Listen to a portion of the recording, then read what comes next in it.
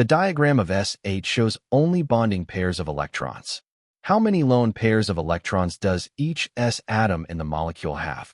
2. 1 point is earned for the correct answer. Based on your answer to part A, determine the expected value of the S bond angles in the S8 molecule. 109.5. Acceptable range. 104 less than or equal to angle less than or equal to 110. The experimentally determined angle is 107.8. 1 point is earned for an angle in the acceptable range.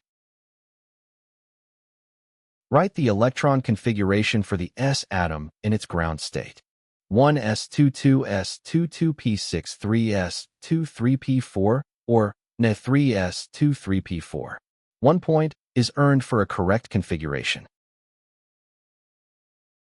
The complete photoelectron spectrum for the element chlorine is represented below.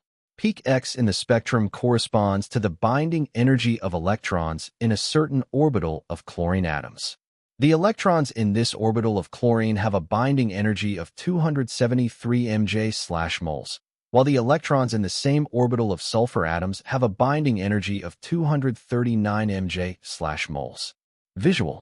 Identify the orbital and explain the difference between the binding energies in terms of Coulombic forces. Peak X represents electrons in a 1s orbital. A Cl atom has one more proton in its nucleus than does a S atom. Therefore, the electrons in Cl are more strongly attracted to the nucleus, and the binding energy of the 1s electrons in the Cl atom is greater than that of the 1s electrons in the S atom. 1 point is earned for identifying the orbital as 1s. 1 point is earned for a valid explanation.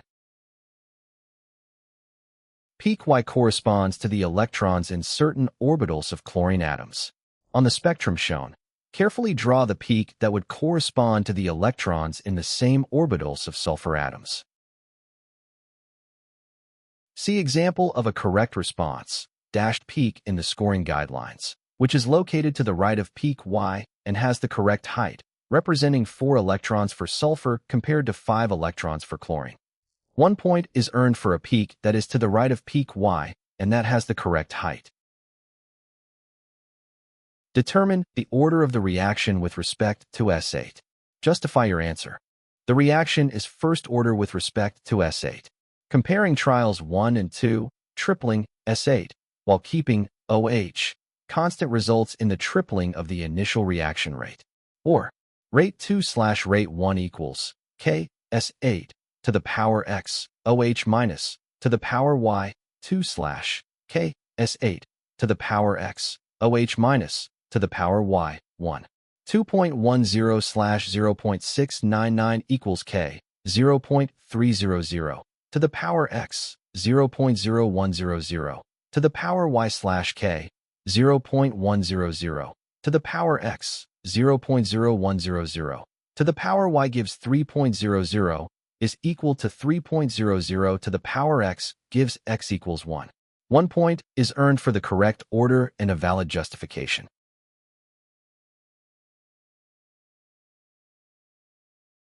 Determine the value of OH to the power negative that was used in trial 3, considering that the reaction is first order with respect to OH to the power negative. Justify your answer. Comparing trials 2 and 3, S8 is kept constant and the initial reaction rate doubles. Since the reaction is first order with respect to OH, the concentration of OH in trial 3 must be 2 by 0.0100 molar equals 0.0200 molar. 1 point is earned for the correct concentration of OH and a valid justification. Using particle-level reasoning, provide 2 explanations that help to account for the fact that the reaction rate is slower in trial 4. Explanation 1. Energy of collisions.